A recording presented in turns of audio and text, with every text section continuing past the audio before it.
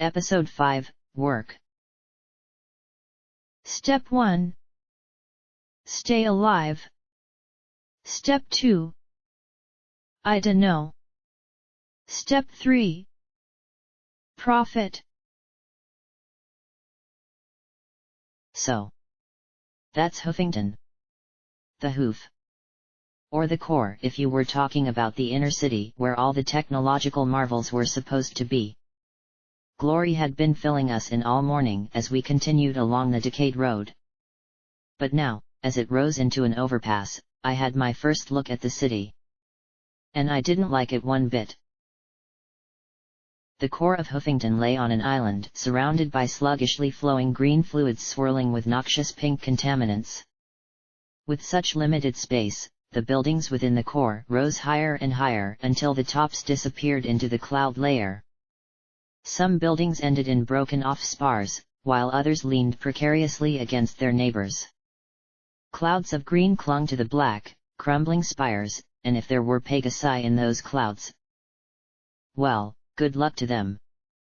The entire core was backlit by a perpetual green glow that pulsed and flickered like a heartbeat.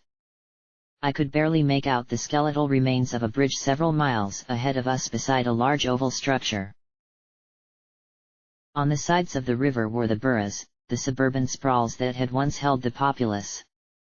Far less resilient than the skyscrapers of Hoofington proper, they formed a thick belt of crumbling buildings and blocked roads. With the exception of the highway cutting towards the core, I couldn't see a way through it. The river flowed to the north on our left, the sprawl changing into more industrial-style buildings. To the right were more dead trees and raider territory. I could barely make out the top of a large building to our southwest. But what mattered to the three of us was the massive square building beyond the overpass. The building was surrounded by a berm of scrapped carts, sky carriages, and other debris. 4 large turrets clung to the corners, sweeping their long barrels back and forth. Bright neon lights flickered in the rainy grey weather. Megamart, they said, and beneath that in bright red paint was Finders Keepers. Unless I was mistaken, this was the headquarters of the Finders. We approached under the ominous gaze of the turrets. Each barrel seemed a match for Diaz as we walked along the crumbling highway towards the gate. The half-dozen ponies looking boredly at the small trickle of traffic perked up at the sight of the three of us. Entrance fee, a unicorn mare said as she looked over my barding. Her green hide was mottled with the oddest brown and grey splotches. We have to pay to get in, P21 said skeptically. 5 caps a head. 10 per Bessie. Or you can just become a finder for the discount price of 1,000 caps. You don't like it, pick a direction and start walking, she said matter-of-factly. One of the guards looked closer at me and then broke into a grin.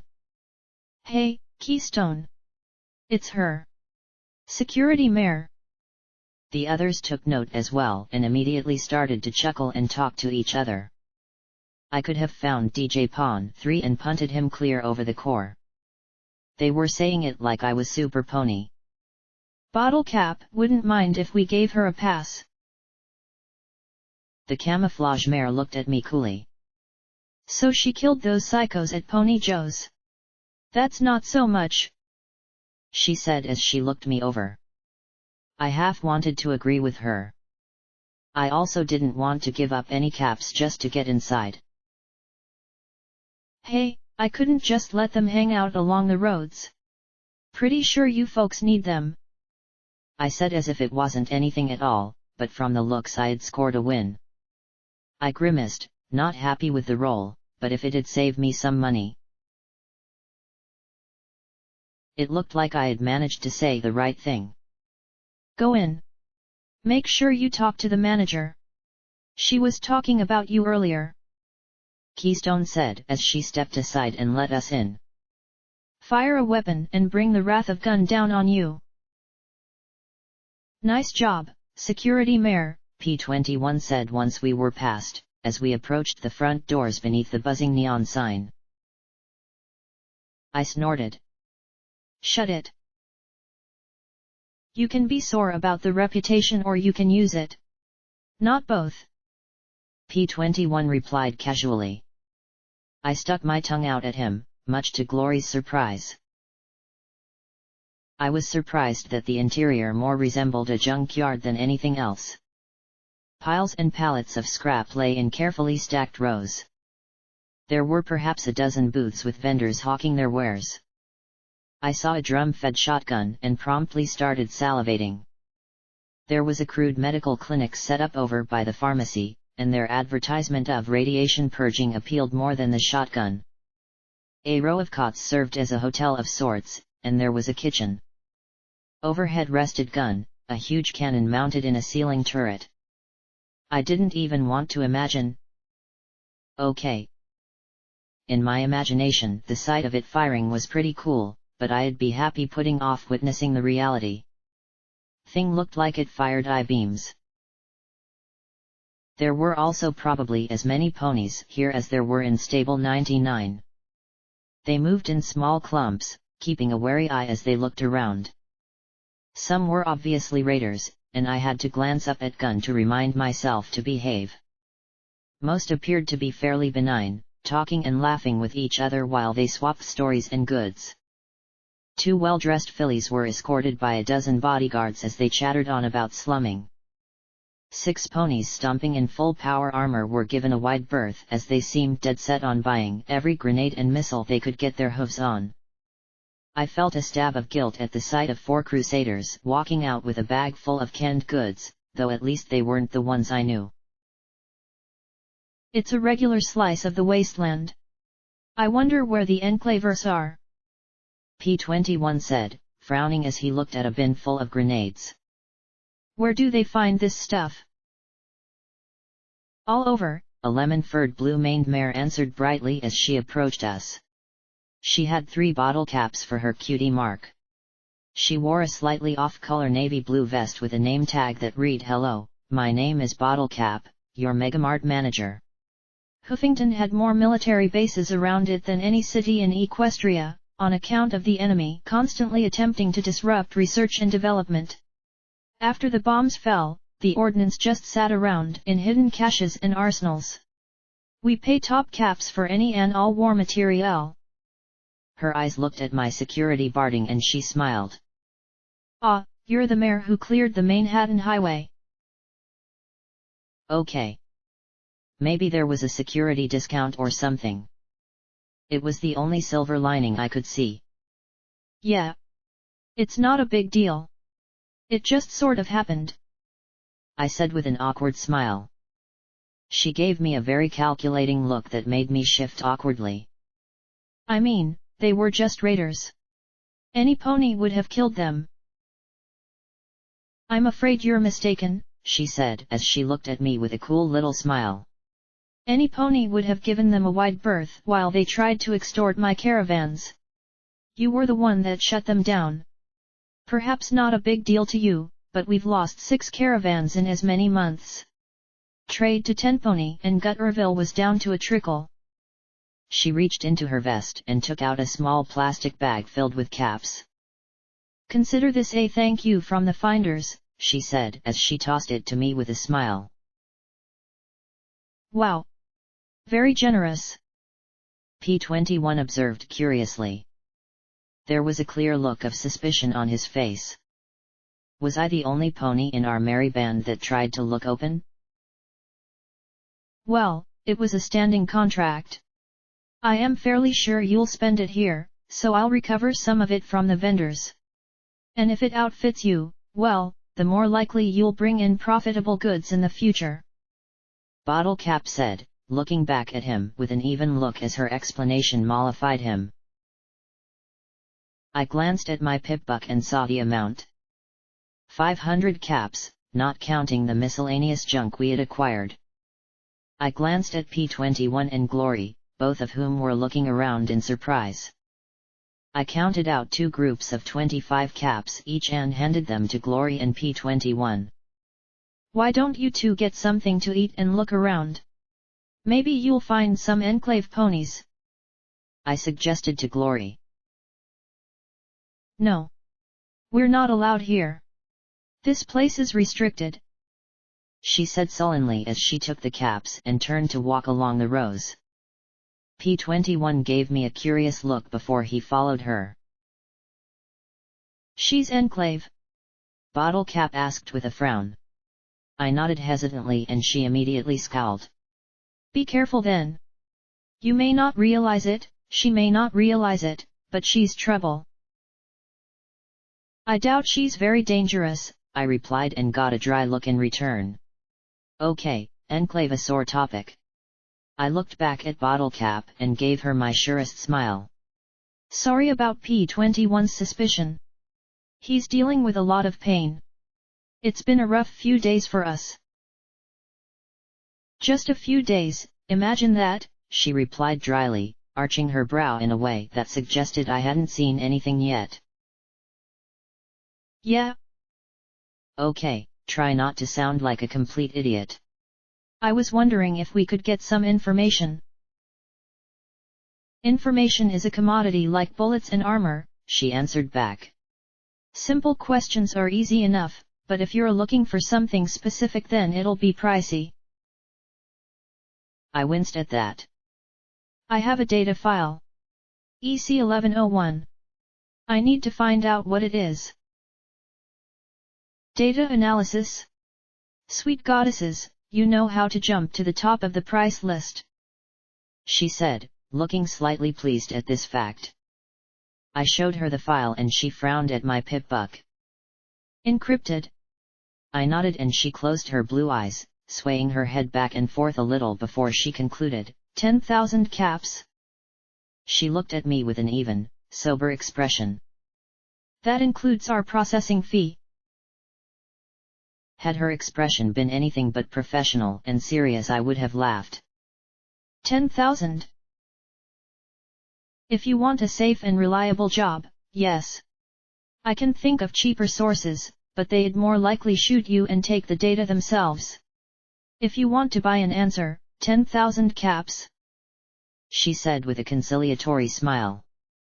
Sorry, but that's the honest answer. Great. They get the info quick plan just went swirling down the toilet. Now I needed to work on a get-rich-quick plan. Thanks. At least I have a number to aim for, I said with a sigh.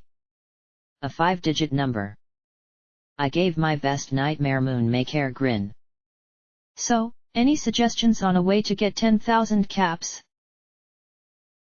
I assume you want this money relatively quickly, rather than over the course of a lifetime. Bottle Cap asked with an arch of her brow and an approving smile. When I nodded she looked me over.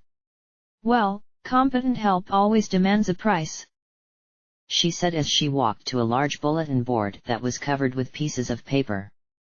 Some were printed documents, but most were hoof-written. We don't just find things. We also handle ponies looking for special help.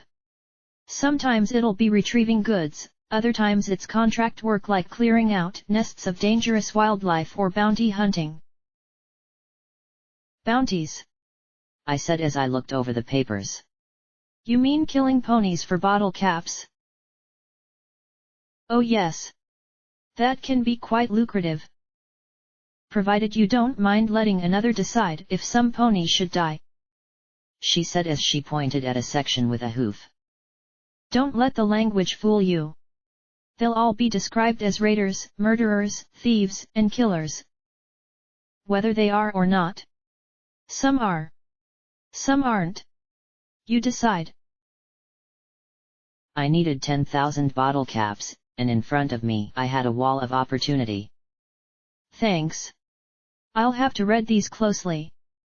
Actually, P21 reading them would be a safer bet. P21. I looked back at the yellow mare. One last question. My friend was injured a few days ago. It's really hurting him and he's going to need some substantial healing. More than just a standard healing potion. Magical surgery's almost as expensive as data decryption and analysis. She regarded me for a long moment. However, west of here is the Fluttershy Medical Center. If there were something salvageable, it would be there. The upper floors haven't been thoroughly looted or explored. It's a difficult place.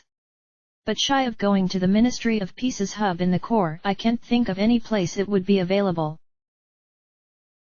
Thanks, bottle cap. Don't thank me, security. I just gave you a direction. You're the one that actually has to do the work. Good luck, she said as she walked off, hailing two ponies encased head to hoof in metal armor with some impressive multi-barreled hardware strapped to the sides. Welcome, Steel Rangers. Missiles, grenades, or 5mm ammunition today. So they were the Steel Rangers? Well, it was good to know Diaz wasn't the only one packing cannons. I stopped by the clinic, where prices were scratched out on a busted slab of blackboard in chalk. Patchwork, 50C. Rad Purge, 100C. Teeth pulled, 10C each. Worm and parasite removal, 25C. Ask about our stock of drugs, certain to pick you right up. Specials, -75C. Amputations in under a minute or half off. The doctor, and I use the term lightly, was a scrawny old brown unicorn with a bone saw for a cutie mark and wearing a white coat covered in old yellow stains. I opted for the patchwork and purge special for 125C. I unbelted my barding and let the blue and yellow padded armor be lifted from me. Beneath it my white hide was a roadmap of bruises, yellow discolorations, angry red lines, and half-healed strips of medical bandages. My neck still ached from the shots in the school and my cheek throbbed from Glory's welcome present. Bonesaw levitated a pair of spectacles onto his muzzle as he blinked at my injuries. Well now. Some ponies been busy? Rad burns. Beam burns. Bullet holes. Lots of healing potion fixes. He shaded my eyes with his hoof and gave a grim nod. Interesting. I've seen eyes like that before. Really? Maybe he could fix them? Yup. See 'em all the time on ghouls, he said with a grim chuckle. Looks like security doesn't come easy. That's not my name, I said as my ears folded. I don't know why DJ Pawn 3 called me that, but it's nonsense. He looked at me coolly. Girl, I've been in the wasteland a while now and outlived my children and grandchildren. If there's one thing more precious than clean water and bullets, it's the feeling that tomorrow you're less likely to die than today.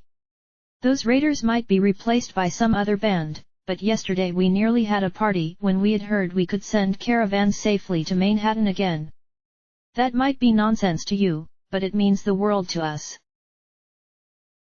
I didn't know if I should feel encouraged, annoyed, or embarrassed, so I settled with shutting up and letting him get to work.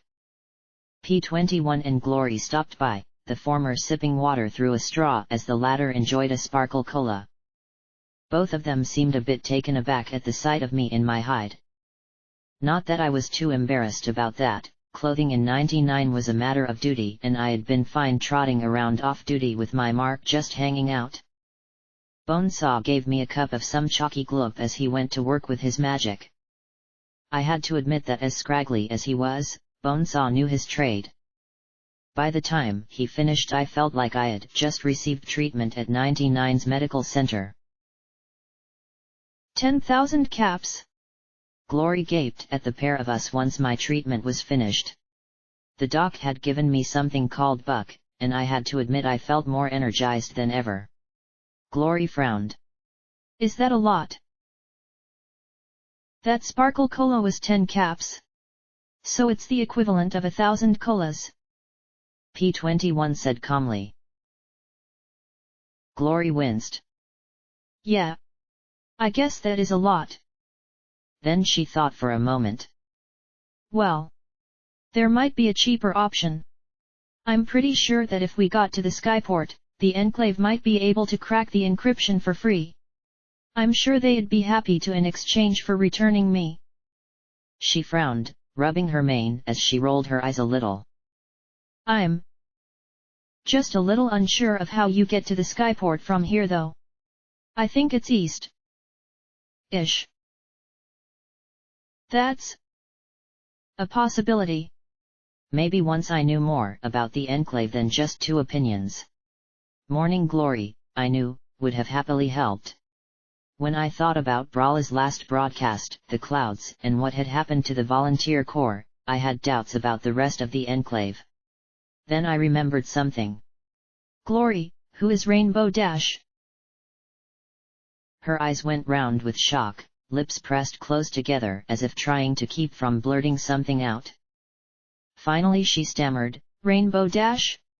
She? Ah. Oh my. Clearly, this wasn't a topic she expected to discuss. Well, she was the greatest heroine of the Pegasi during the war. But... well... She looked at me sadly. When the bombs fell, she wanted us to go down to the surface and help. P-21 looked at her in confusion. So what's wrong with that? Isn't that why you're here? She shook her head firmly. I want to help now, but she demanded the Pegasi fly down and help despite the magical radiation of hundreds of balefire bombs poisoning the atmosphere. Tens of thousands of Pegasi would have died, or more. We had already lost Cloudsdale, so the Pegasus Council refused. She left. And probably died of radiation poisoning. She said quietly, looking at her hooves. Some ponies really respect her for that, but... I'm guessing you don't? I asked with a little smile. She sighed with a little frown, shaking her head. If she had stayed and listened to the council, she could have shaped things for the better. The enclave was established to protect the Pegasus people, and they do. But... She glanced around the megamart. Well, maybe if Rainbow Dash hadn't left then the enclave would have started helping the surface sooner. Instead she left and it took 200 years of petitions and peaceful demonstrations for the volunteer corps to do what she had wanted us to do right after the bombs blew. She finished drinking her sparkle cola. I had to admit my mane was itching in curiosity. So, what's life in the clouds like? Again, clearly not a question she expected. It's different. That's all I can really say. She said softly. We're not supposed to discuss Thunderhead. It's all classified. Huh, go figure. Secrets for her, suspicion from him. I could tell I had a long way to go on this whole making friends thing. P-21 still wasn't even willing to carry a gun. He still saw me as embodying all the fucked up shit he had endured in Stable 99. Time for a topic change. So, P-21. Have you seen their little bulletin board? I'm pretty sure if we can knock out some jobs, sell any salvage we don't need, and get lucky then we might be able to get that 10,000 caps pretty quick. Quick hopefully meaning that we wouldn't need months of searching. I really doubted we could evade DS that long, particularly if that stupid DJ was giving my position away every other broadcast. I pulled out a couple of slips of paper and slid them to him. I was hoping you could help me pick. Right. Get rich quick. That's a plan that always works out. He replied sardonically, but took the papers. Okay. Kill so and so. No. No. No. He looked at one oddly, arching a brow. Okay. Kill and defile. No. Defile and kill? Ugh. What is wrong with these ponies? He then frowned as he smoothed out a rumpled note written on the back of a lottery ticket. This might be okay. Some mare wants us to collect rad scorpion venom glands. Oh. To make antitoxin? Glory asked curiously. Casserole, P21 answered with a small roll of his eyes. Glory mouthed the word in bafflement as P21 went on. Apparently they're delicious and nutritious. She's paying 25 caps each. 600 caps if we can bring her 20. Apparently there's a pit west of here that's full of them. What's a rad scorpion? I asked, glancing at Glory. Well, I heard they're like scorpions. Only bigger. Great. So what's a scorpion? I asked with a crooked little smile. Clearly, she wasn't used to facing my level of professional ignorance. A bug. Well, technically an arachnid, but... I stomped my hoof, cutting her off. Aha! Bugs. I can kill bugs. Bring on the caps. No moral ambiguity there. What else you got? He sifted through more. Murder. Murder. Not enough caps. Murder. Murder. Wait. Salvage. He lifted the yellowed printout. Ironshot Firearms R&D Center. The poster wants us to get some components from their mainframe. Bonus if we can extract any blueprints still within the system. Great. So we get to the mainframe, rip out the blueprints and yank any spare parts, and get rich. I declared, getting winces from both of them. What? P21 looked at Glory. Can you remove the parts? Well, I mean, I know the basics. Maybe. Glory said with a sheepish smile as she tapped her hooves together. Probably better than just yanking them out. That would be 1,000 caps, plus 200 per blueprint. P21 said calmly as he fished through some more. Huh. This is a recent one. Time sensitive. 2,000 caps to remove squatters at the Fluttershy Medical Center. My ears immediately perked. Remove. As in kill and mutilate. Glory looked at me with some concern. What? You've heard these contracts. The mutilation's always implied. It just says remove. Doesn't say they're raiders like all the rest, so it might be legit. Well, we should give it a shot, then. After that, we can poke around. We might find something valuable. I tried to keep my voice as calm as possible, but P21 still looked suspicious. Okay, he usually looked suspicious. Honestly, what was the deal? You round up a guy for summary execution and they never trust you again? Well, if we found something to help his bum leg, maybe then he'd start thinking of me as a friend rather than stable reminder. Okay. So we stomped some bugs, yanked out some wires, and roused some squatters. How hard can that be? I said with a grin at the other two. P21 covered his face with his hoof while Glory clearly seemed to have some doubts. What? She just had to say it, P21 muttered.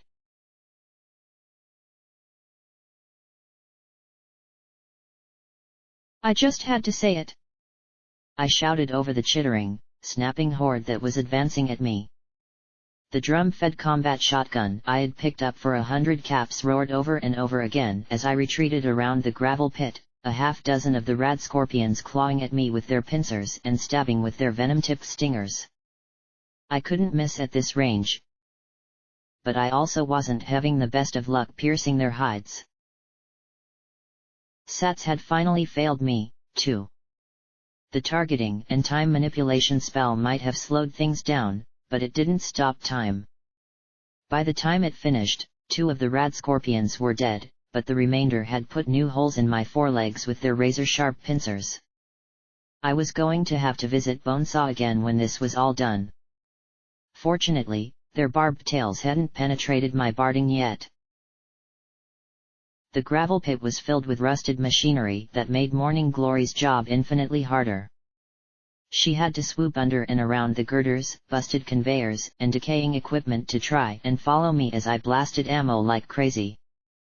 She proved much more adept with the beam pistol fighting insects than ponies.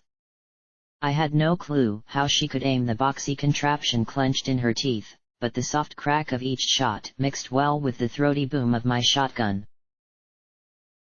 "This is getting out of hoof," P-21 called from the lip of the pit, watching through a pair of binoculars. While I really wanted him to get a gun and join in the fight, I was glad for any help right now. "More are coming out of that cave, Blackjack," he yelled as he gestured to the far wall of the gravel pit. "Glory!" I yelled, leaping aside as one got close enough to jab me with its stinger. It was with some satisfaction that my return shot took its tail off. Now, if it just didn't have claws, pincers, or razor-sharp mandibles. "Flash M!" The small Pegasus blushed furiously, but the term was appropriate enough. The rad scorpions didn't seem to know how to attack a flying enemy. Meanwhile, her beam pistol rained down more shots to keep them off the grounded and more munchable pony. The flashing shots kept them disorganized, and I took some satisfaction when her shots killed one of the smaller varieties. I tripped over some rusty equipment and flailed as I struggled to stay on my hooves. One of the rad scorpions pounced, and I rolled onto my back while kicking with all four hooves to try and keep all its nasty pointy bits out of myself. Fortunately, I didn't need my hooves to fire my gun. I floated the barrel right against the scorpion's head. A single shot transformed the head into a spray of green globules and shattered chitin. If I could just keep them off me, this could be easy. They didn't seem to realize the shotgun was the real threat, not me. I kicked the corpse off, and the remaining rat scorpions shied aside long enough for me to get my hooves under me. I turned and ran, feeling nicks to my flanks as I took a healing potion, telekinetically unloaded the spent drum, and levitated a fresh one from my pack. Smacking it in place, feeling the magic take away some of the pain from my injuries, I turned once more and laid down a rain of buckshot that eroded the tenacious arachnids. Finally the last one dropped and I was able to go help Glory. I was quite glad she had managed to keep them off me as I ran in towards the confused, milling mass. They were already worn down by the time I got there, too. Half a dozen shots finished the rest of the chittering vermin. "Okay. That wasn't so bad," I said with a laugh as Glory landed beside me. "That was terrible," she countered. I decided not to tell her what I had seen inside Pony Joe's. I'd take fighting bugs over smelling that any day. Why'd the ground just move? "Look out!" I screamed, seeing flashbacks of ghouls exploding from heaps of bone as I knocked Glory aside. From the middle of the pit heaved the largest rad scorpion I had ever seen. It was as large as 3 ponies combined, with pincers large enough to snip my limbs and head like a daisy. Well, pictures of daisies. I always thought they were flimsy-looking flowers. But why was I thinking about flowers now? Its tail struck with such force that I could imagine it going right through me. "Run away!" We didn't have anything that could harm something like this. The problem was, for me at least, that the only way out was behind the giant rat scorpion. Worse, the thing was fast.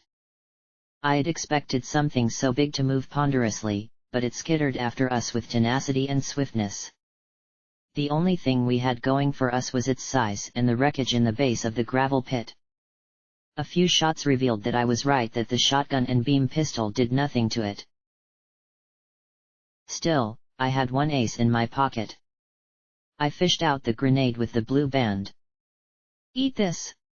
I shouted as I telekinetically shot it right at the beast's maw. Eating was this thing's forte, and I pulled the stem right before it disappeared into the rad scorpion's mouth. 5 seconds. 10. Why was Glory looking at me like that? "What?" That was a shock grenade! She yelled as the giant rad scorpion scurried around towards us.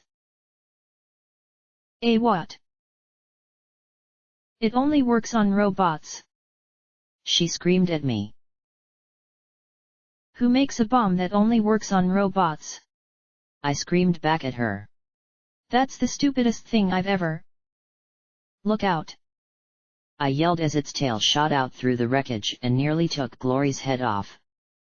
I kept looking for some opportunity to get past it and run out of the gravel pit, but it kept moving left and right. I could only fall back as it moved me towards the cave. Oh hell no! It's hurting us! What? It's pushing us back towards that hole. And once in there, I seriously doubted I'd last long. Let me fly you out! Morning Glory yelled as the giant rad scorpion was tangled in some rusty cabling from a steam crane. There weren't enough words to express my skepticism, but then there also weren't enough words to stress how much I really didn't want to be in that pit. If you think you can, I said as it scurried towards us. I felt her bite the back of my barding behind my neck and felt her hooves hook into my straps. Her wings beat furiously and I was stunned as we slowly rose up into the air. Rising, good. Slowly, not so good. The giant rad scorpion jumped up on the side of the steam crane and snapped its tail out. Morning Glory cried out as the barbed tip bit deeply into her flank, and gravity returned with a vengeance. Had I fallen to the ground, I probably would have broken something vital. Instead, I landed on the roof of the huge steel crane. I looked back to see Morning Glory fluttering down to the floor of the gravel pit. The rad scorpion turned and started to scuttle towards her. I saw a teal filly torn in two before my eyes. No! I bellowed as I ejected the drum and slammed in a fresh one. I only had a dozen or so slugs. They'd do the job or it wouldn't matter. I jumped from the roof of the crane and landed right in the middle of the giant monster's back. Crouching low on the middle of its heaving back, I triggered SATs as I pressed the barrel against its tail. The slugs tore into the meaty appendage with a spray of sour yellow flesh and greenish-black ichor. A third shot severed the tail entirely, and more importantly made me its first priority. I jammed my front hooves into a groove in its armored carapace, feeling my limbs squeezed almost to breaking as it bucked and squirmed wildly. Its claws weren't quite agile enough to simply pluck me off, so instead it swept the claws back and forth over its back to knock me loose. I ducked my head down, gritting my teeth as I waited for SATs to recharge enough to chance a shot. I locked in a blast that caught the rad scorpion at the base of the pincer and took it completely off. When it finally flipped over on its back to scrape me off, I kicked free and rolled in the loose gravel, screaming as I rose to my hooves and charged the monster. I wanted every remaining slug to matter as I closed to point-blank range and opened fire. It attempted to shield itself with a claw, and I had just enough charge in SATs to target that limb as well. The shotgun's roar stretched out as the black pincer spun off in a slow arc. Die! Die! Die! I screamed again and again as I pulverized its head with my 3 remaining slugs. Finally, I reversed the spent weapon and smashed the butt against whatever goop might have constituted a brain stem. I didn't stop until it did. In fact, I might not have stopped even then if P-21 hadn't yelled to snap me out of it. Ow! Ow! Ow! Morning Glory cried as she limped over to us. No offense, but I really am starting to dislike the surface. Join the club, I remarked, then saw their looks. I was splashed almost head to hoof in rad scorpion bits. P-21 gave Glory one of our healing potions, but even though the hole in her flank right above her sunrise cutie mark closed, she still didn't look so good. Are you okay? I asked her. Yeah, sure. I'm just a little lightheaded, hope it's just blood loss. I'll be fine. she said as she took a seat. When we get back, I'm going to find you some decent armor, I promised. That uniform you've got is worse than useless.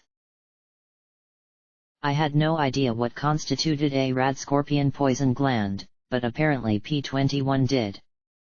He and Glory went from scorpion to scorpion collecting them.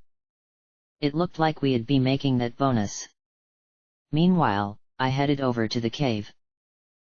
More of a pit in the wall, really. Dozens of bones and other debris filled the cavity. Mostly earth and unicorn ponies, but there were 2 picked over Pegasi too. I took the time to sift through with my telekinesis and was rewarded with an assortment of ammunition, 2 energy cartridges, and a workable bolt-action rifle. I also found a Crusader's cape. There wasn't much of it left, but I still saw the rearing white filly on the stained blue patch. Carefully, I tore it from the scrap. Part of me wanted to wear it. Even though my mother was still alive, I doubted I would see her again, but then I thought about Scoodle and Boing. I thought about asking P21, but I couldn't keep using him as my ethical barometer. I owed the Crusaders. Carefully I took the patch and slipped it into a pocket. Blackjack. I was really starting to hate people shouting my name. I ran back out and saw P21 kneeling over the prone grey Pegasus. Damn it! She wasn't fine.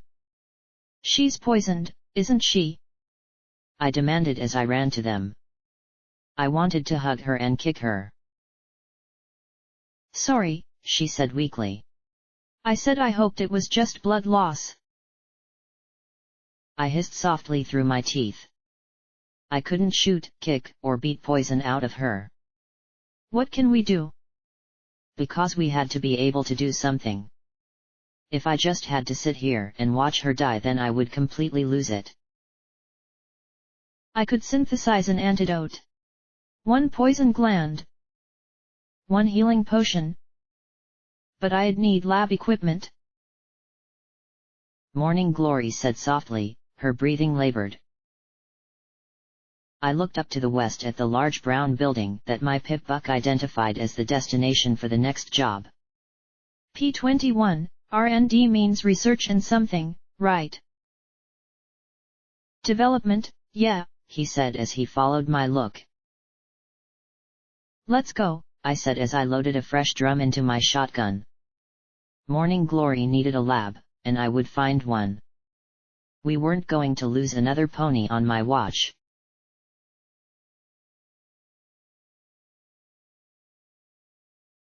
Iron-shod firearms, I could have worked for these ponies. I really could have. Just looking at the faded pictures of firearms sitting over desks was enough to make my insides moist. Especially at the sight of the clip-fed 88 Iron Pony combat shotgun. Now that was a glorious-looking weapon.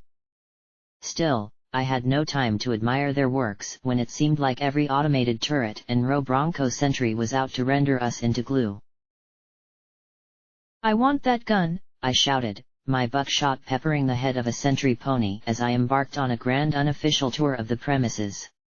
I want a lab first, but after that I want an F88 Iron Pony. Can I have one? I'm sure you do, P21 said as he carried Morning Glory on his back, watching as my second shot destroyed the sentry. Ask your mother. She'd never let me have one. It was crazy. I was crazy. Every second I had to keep moving or I'd look at Morning Glory. I had to joke because if I thought about Glory. Without waiting for sats to recharge, I hopped right over the blasted sentry and into the next room. A sweep with my gun and a check with my EFS and I was moving on to the next hallway. Jumping through the next door I heard an ominous beep under hoof. I glanced down just in time to hit the override button on the mine with my magic. That sent prickles up and down my spine. I'd help no pony if I got us blown up. Levitating the mine into my gear, I moved through this hallway with more care, finding 2 more mines hidden under debris. The two were so close together I detonated them with a shot just to move faster. Passing bathrooms, I moved into a large production area. Greetings, zebra scum. Time to get wiped. A metallic voice cheered with gusto as a multi-limbed, hovering robot lowered down and sprayed fire across the doorway. Wipe this!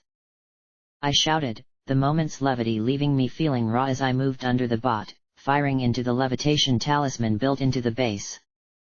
With a sizzle of sparks it collapsed behind me, and I finished it off with some more bullets to the central processing matrix.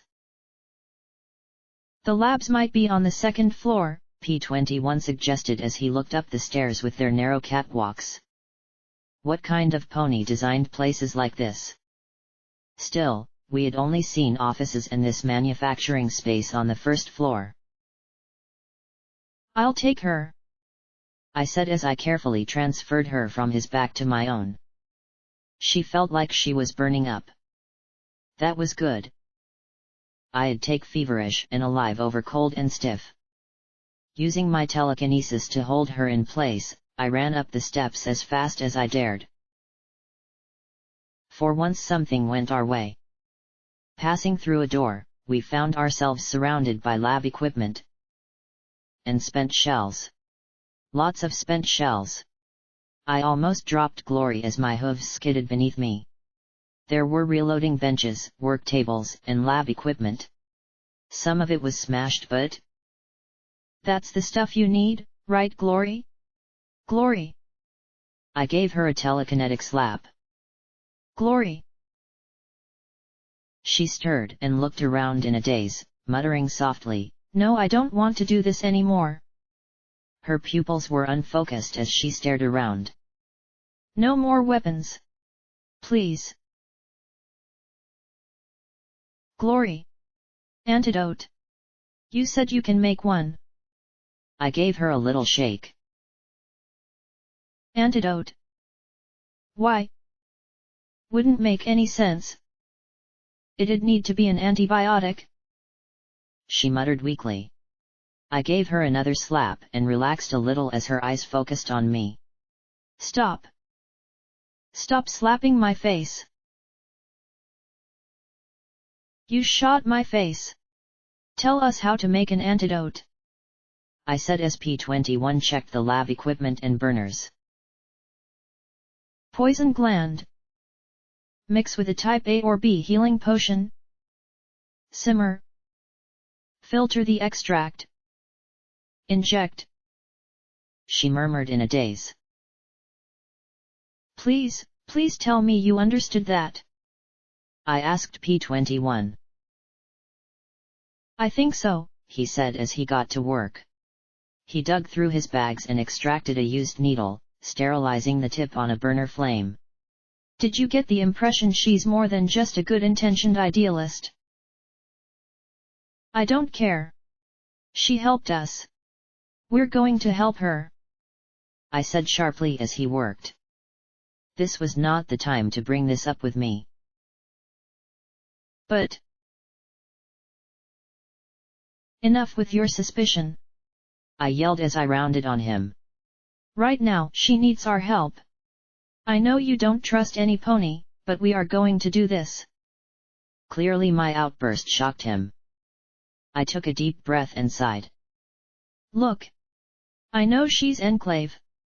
I know she says she wants to help. I also know I'd love to see what the sun is really like. But letting her die isn't an option for me. He looked over at her and then sighed. I wasn't going to let her die. I just... Why do you trust her? You trust every pony. Watcher. Bottle Cap. Even the Crusaders. Morning Glory. You even trust me when I've told you that I want to shoot you. I looked at him as he worked to mix the gland and the healing potion. I don't know. I can't help it. I just accept people until they try to kill me or hurt some pony else. Maybe it was an effect of 99. There was no real chance for guile there, every pony knew every pony and even deep secrets were common enough knowledge. the closest you came to deception was bluffing at poker. With the exception of the overmare, I probably knew the dirt and flaws on 100 different mares in 99. I just believe that ponies are more likely to help than screw each other over. He chuckled softly. Just what the wasteland needs, an optimist. I sighed and rolled my eyes. P21. I mean it, he said seriously, surprising me. He instructed me to fill the syringe since my magic was a touch more precise than his mouth and hooves. Once filled, we injected it into her leg. A minute later, she shuddered as her breathing deepened. You frustrate me, annoy me, and sometimes scare me half to death, but you also impress me terribly from time to time. So does that mean next time I talk to Watcher I can tell him we're friends? I asked with a smile.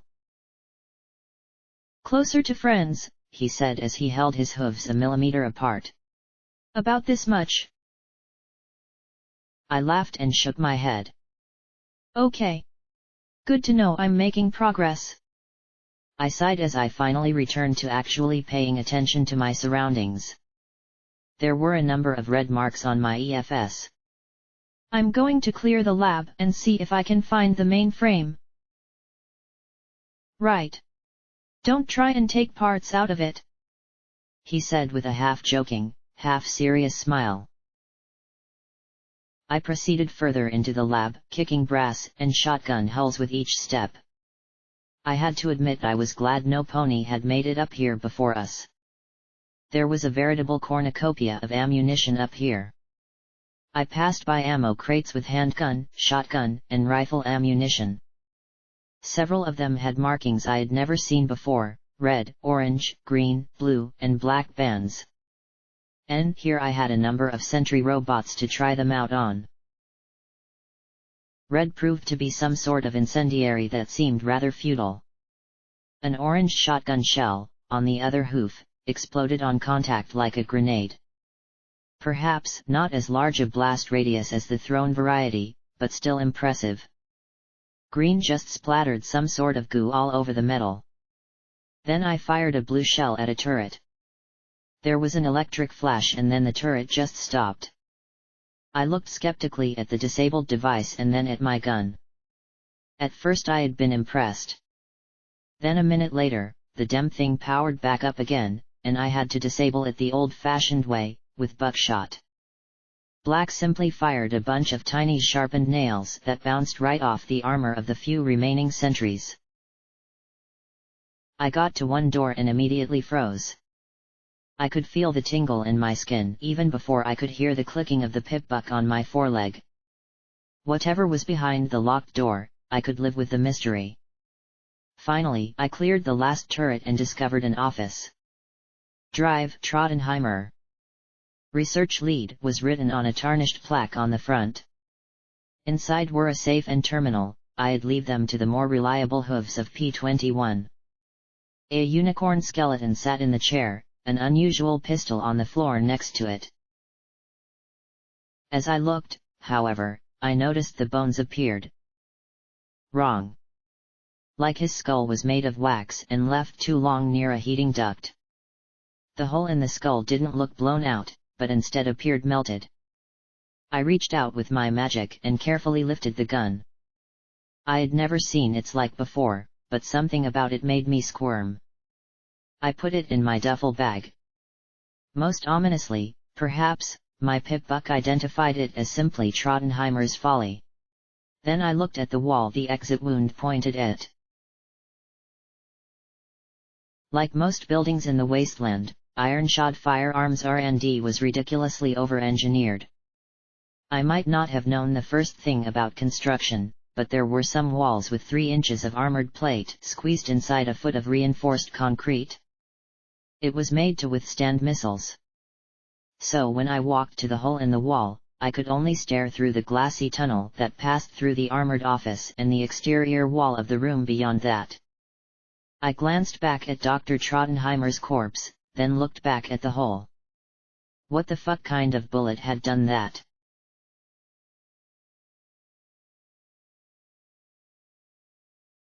It was an hour later when I swapped shifts with P21 so he could work his lock-picking magic.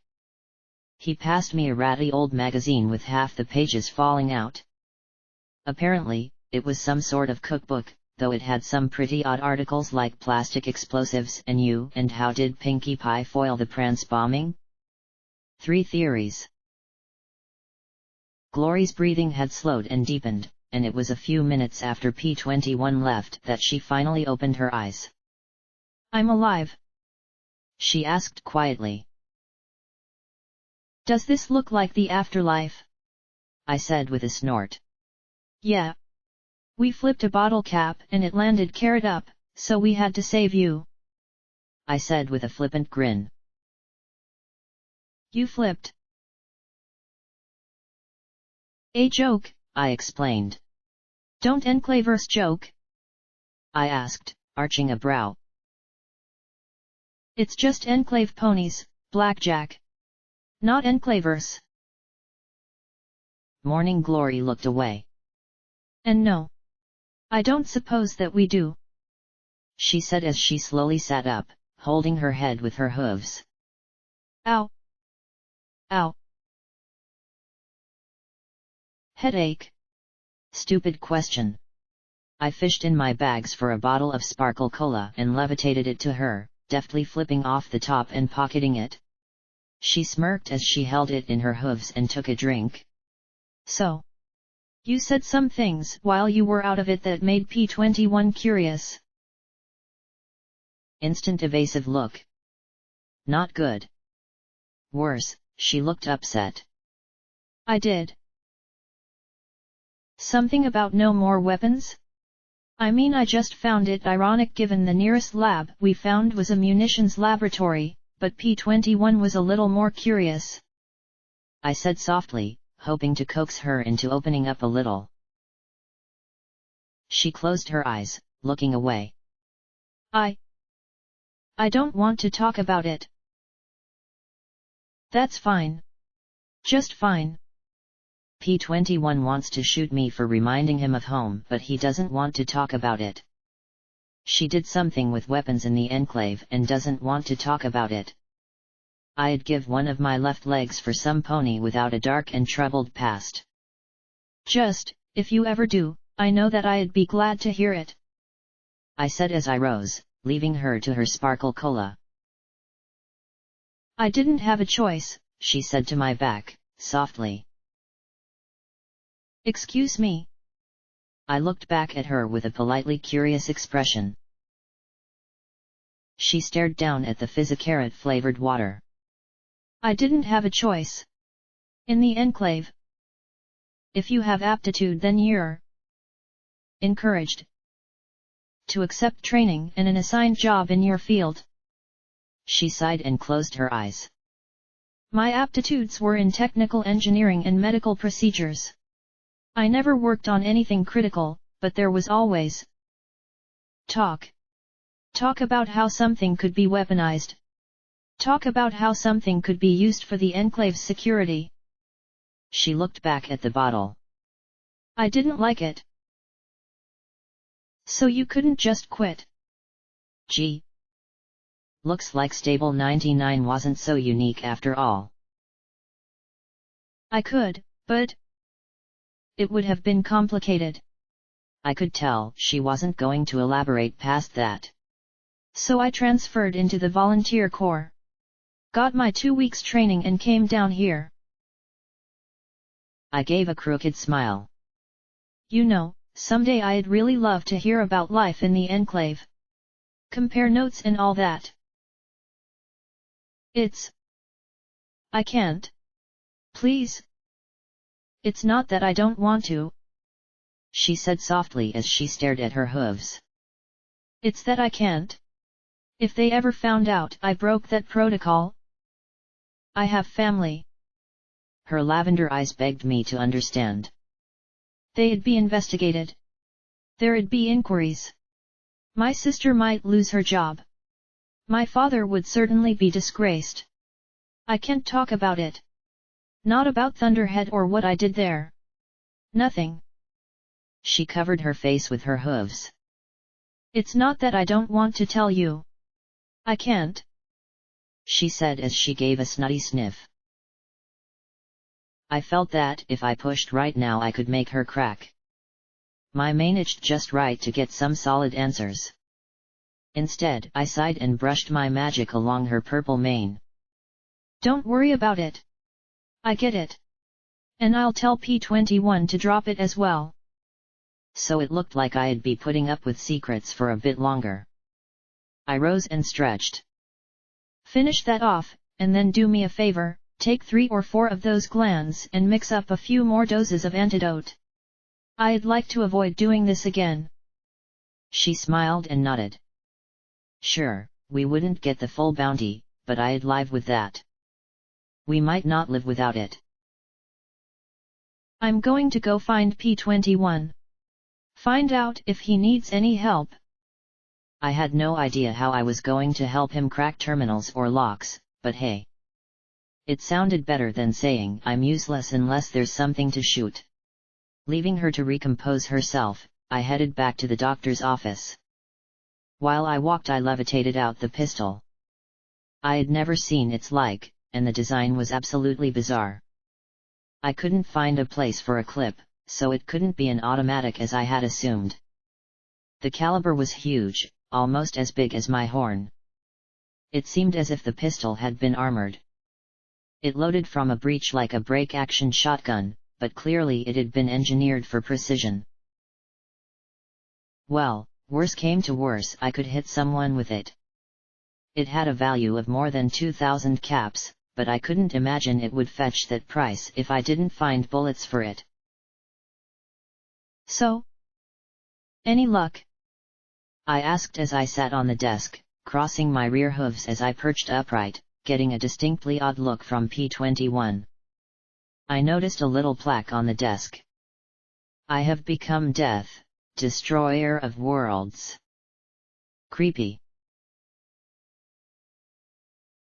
I'm on attempt 61, he replied with a soft sigh, returning his gaze to the terminal. After a moment, he suddenly brightened a bit. And? Apparently 62 is the charm. There was a click, and the safe in the corner opened up.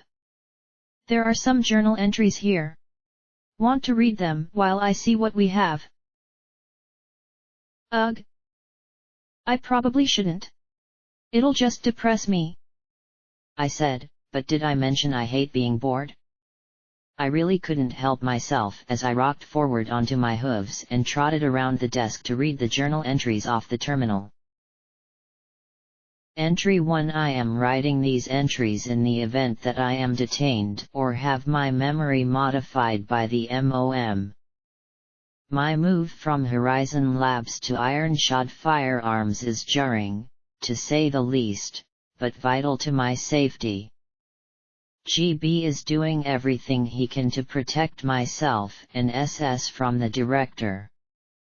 I fear it may not be enough.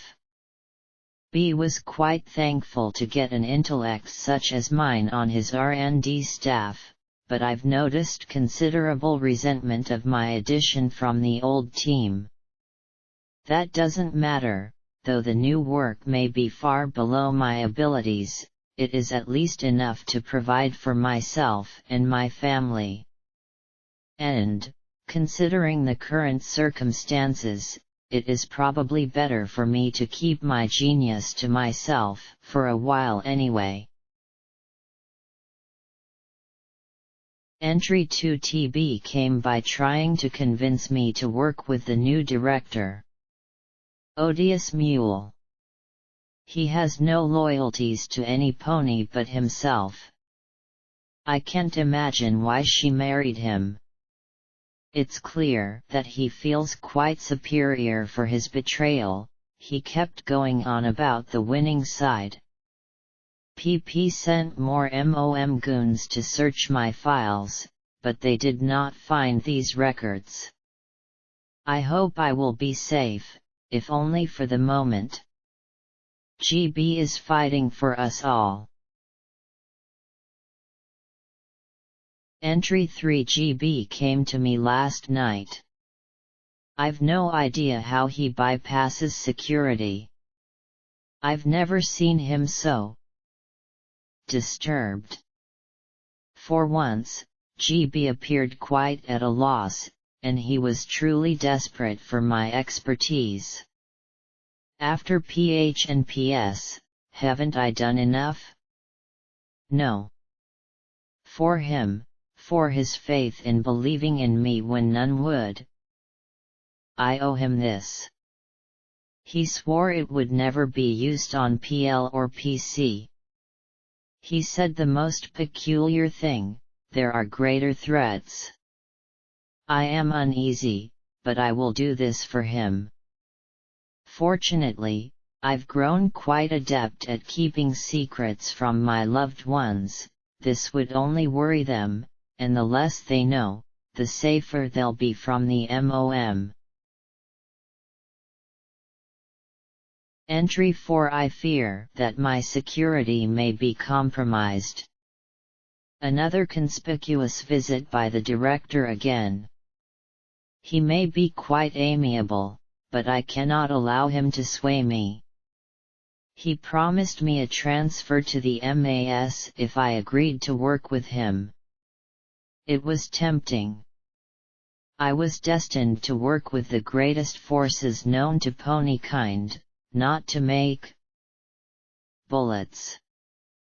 As glorious as it would be to work under TS again, I had to decline. The director was quite put out. Entry 5. GB has provided the metal, flux, and cores necessary. As I am working for a firearms manufacturer, I craft the devices in the shape of bullets and guns. It is true enough to their function. I warned GB of the risks, but he was quite dismissive. I am not certain of him anymore. Is his agitation paranoia or legitimate alarm? Am I crafting another dragon killer bullet like the ones that slew BM? I do not know any longer. 4 Leaf wants me to spend more time at home. She says the girls miss me terribly. I hope that, after this, things will finally settle down. Entry 6. We are undone. GB has been arrested. My lab was raided by MOM officials. I don't think I've ever seen PP so happy. She questioned me personally. I told her precisely what I had done. It was not my fault that she lacked the intellect to understand me. I foiled her interrogation spells and sent her mind-digging lackeys on a tour of the Trottingham countryside. They've seized all my work, but they missed bullet number 9 still in the fabricator. It was quite pleasing to watch them gape at my art like stupid mules. Still, I am feeling quite ill from the flux. I should go home, but there's still so much to do. Even with GB gone, there are others he trusted, and I know how important he thought this was, even if I don't know why. Entry 7. There's something going on in the city. I thought it was just another attack when the sirens went off, but this was something different. Something far more substantial. For a moment I heard the most horrible scream. After that, the entire building went into security lockdown. I can't leave my own office for fear of being vaporized by our own security ponies. There is no line out of my office. I suspect something quite terrible has happened. I fear the illness from flux contamination is progressing. Entry 8. There is no more point in waiting. No pony is coming. I'm not going to wait days for flux contamination or dehydration to claim me. The BGP, and 1 BBP. Ironic. So much work and sacrifice for it these past weeks, so much concern for the vitally important need GB never bothered to tell me the details of, and this will be its first and only use. I've decided to rename it Trottenheimer's Folly. I am sorry, 4-leaf. You always said I was an unlucky pony. I don't know about unlucky, but I feel that I have been incredibly stupid. If anyone should ever discover this hidden log, please know that I always endeavored to serve Equestria with diligence, dignity, and honor. If by some chance my family should read this, know that Daddy is sorry. Farewell. Okay. Well, at least I was right about one thing, it had depressed me. Also confused me out of my horn. I looked at the hole blasted through the wall and floated folly in front of me. No shell casing remained in the breach. What do you think did this? I couldn't think of anything that could have caused that kind of damage. With bullets that ignited, exploded, shocked, perforated, or poisoned, what did you need that could do more than that? No idea, P21 said as he put the gold coins in my duffel bag. There were tons of finance reports and other papers in the safe, as well as a strange black case. It was a little longer than my hoof, but skinny. As I touched it, there was a soft pop and it opened. He immediately looked a little agitated. Wait. How'd you open that? I didn't see a lock or a seam or anything. I furrowed my brows as I smiled at him. P21? I shoot things. You're asking the wrong pony. I said as I flipped open the lid and looked down at the empty interior. Well, that's anticlimactic, I muttered as I looked at the orange velvet-lined space, showing it to him. He looked equally baffled. After carefully going through the lab and the downstairs offices, I found myself sitting on more ammunition than I had encountered yet. I even had a sizable collection of the specialty rounds, but nothing marked BBP. Despite my reservations, P21 opened the locked door and discovered a room filled with dozens of containers. One labeled Biomagical Flux number 13 had broken open and oozed strange rainbow-colored fluid that glowed softly. My pip-buck clicked ominously, and I closed the door once again. If there was anything valuable in there, some other, more radiation-proof pony could benefit. We found the iron-shod firearms mainframe in the basement. Of course, all I really did was sit there while P21 entered the doctor's password and downloaded the contents into my pip-buck. EC1101 could have some company. I looked at the musty poster that read Iron-shod firearms, how do you like them apples, and chuckled at the joke. Then, with nothing in particular to do, my mind wandered back to the journal entries from Trottenheimer's terminal. Just what had been going on in this place before the bombs fell. Hey, Glory, who was running this place during the war? Well, probably the Ministry of Wartime Technology, ultimately. I looked at her blankly and she back with unease. The Ministry of Wartime Technology. One of the 6 ministries that ran all of Equestria. I smiled and cocked my head to the side. Didn't they have a school in your stable? She blurted. Does Blackjack strike you as very studious? P21 asked with a thin smile. Glory sighed. Well, in a nutshell, the ministries ran the war effort.